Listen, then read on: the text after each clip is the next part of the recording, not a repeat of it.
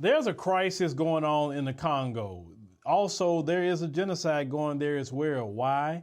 Because of resources. If you hold a cell phone right now in your possession, the reason why you got a cell phone in your possession is because of the Congo. There are many children that are being used to mine all the resources that's going to take to make your cell phone, your tablets. The West is sponsoring warlords. Let's call it what it is, because these rebel groups and warlord groups get all these weapons. They don't make weapons in the African continent. They don't. But yet the warlords got an endless supply of them. And because of this, many people are displaced. Now you have to understand, the Western world, in order for them to get resources, the African continent has to stay destabilized. If they have a stabilized African continent, then they could not take the resources. They don't want a country to nationalize their resources, because once they nationalize them, then private companies can't go in there and do whatever they want to do, talking about I own this and I own that. But I want you to go ahead and check out this clip. The UN Refugee Agency and the UN Children's Fund express grave concern over the humanitarian crisis unfolding in the east of the Democratic Republic of Congo. Fighting between armed groups and government forces have forcibly displaced over 450,000 people in the last 6 weeks in Rutshuru and Masisi territories in North Kivu province. We don't want this life of begging. At home we had fields, cattle, and we lived very well. The most important thing is to stop the war so that we can return home. What's also going on in the Congo is that many of these, rebel groups who's coming from Rwanda, a lot of them, and they have different factions that are fighting, each other through there because of these resources.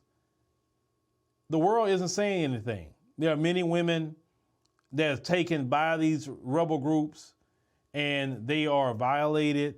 Children are violated as well. They're putting them into human trafficking, and everybody's silent.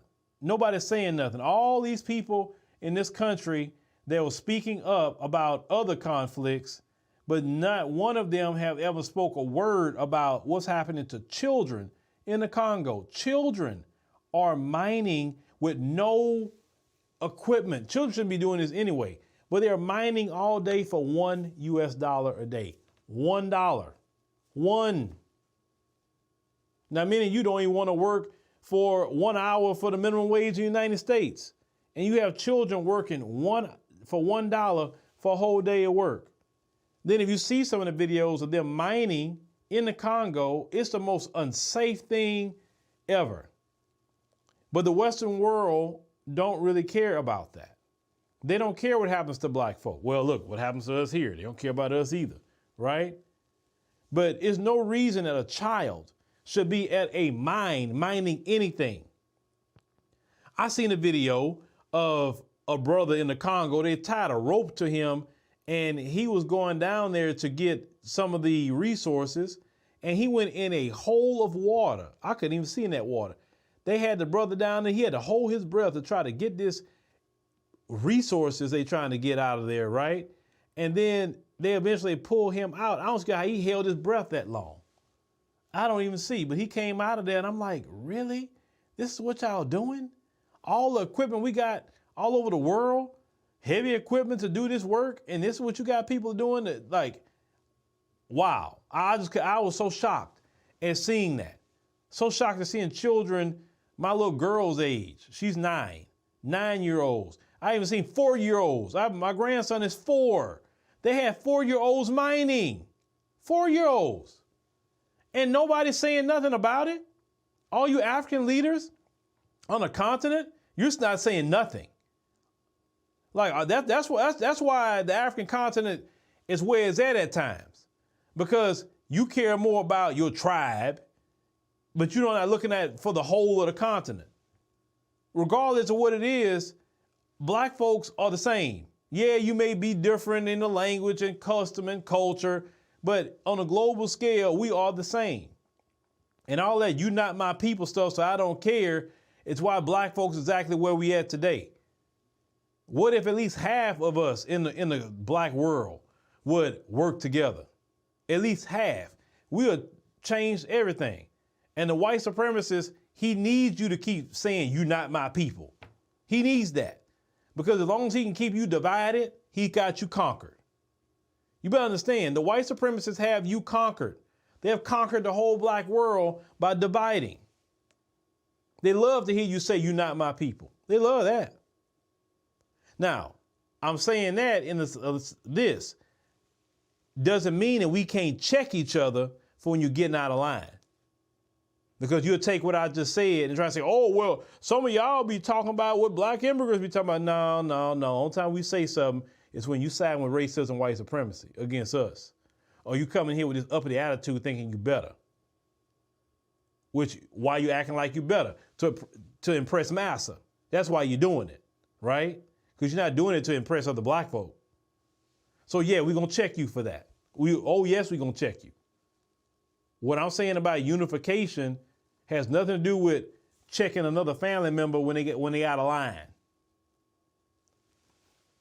But it's a shame that when it comes to all of us, it's a shame that we have not been speaking up more about that. Now I know in America we got a lot of issues and problems. We do. But if we're gonna speak on something foreign, let's speak on something that's going on in the continent. I'm willing to speak about that all day long. What's going on in the continent? Other people, y'all, the media speaking up for y'all. Y'all got it. We need to focus our attention on the issues with black folk. I'll weep for the Congo. I'll see what's going in Sudan. There's another place. A lot of black folks are losing their life in Sudan. We need to be speaking about that as well. We'll talk about that. Sudan and Congo, yeah, we'll talk about that. We'll make sure to talk more about that.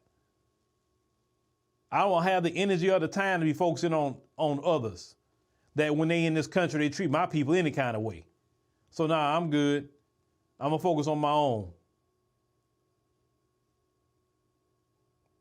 Everybody else, they say they're smarter than us anyway, right? So they got it. But there's no reason, and you got a presidential election coming up in the Congo. Why is the president in that country now allowing children to mine? Why are you allowing people to mine with not the proper equipment and it being completely unsafe? Come on now. No Western country would allow their workers to do what you have them doing in those mines. These leaders sold out, man. I could, it fathom me if I'm a president of a country and I see the children of my country in a freaking mine, I would lose it. I would lose it. I would have to go down there myself and say, "Hey, get them children out of here." Who said it was okay for them children to be here? Because I'm about to arrest all y'all for child endangerment. That's ridiculous. Get them children out of them mines and nationalize your mines. That's what you need to do. Nationalize it. Get you a leader that's not sold out. That's not a puppet. Y'all talking about children? These children need to be saved, but they don't point out this though. They never speak about it. But it's okay. They don't have to speak about it. We'll speak about it. We'll talk about that here. And those of you on the continent, you need to be talking about it even more than we should be talking about it. You're right there. That's somebody's children. That's people that are being displaced. It's not right whatsoever for some freaking resources.